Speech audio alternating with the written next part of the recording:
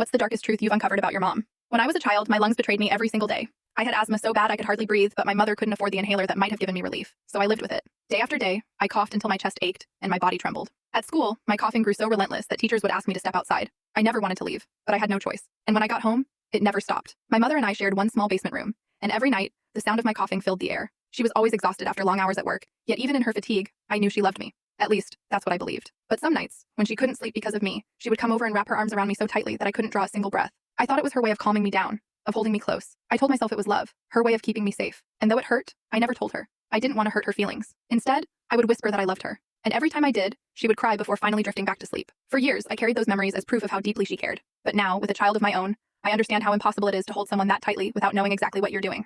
And I see the truth. Those hugs weren't love, they were frustration. She wanted me to stop. She squeezed me so hard so that I couldn't breathe, so that I would finally pass out, so that the coughing would end. What I once thought was love was something else entirely. Sometimes the memories that comfort us as children are the ones that haunt us the most.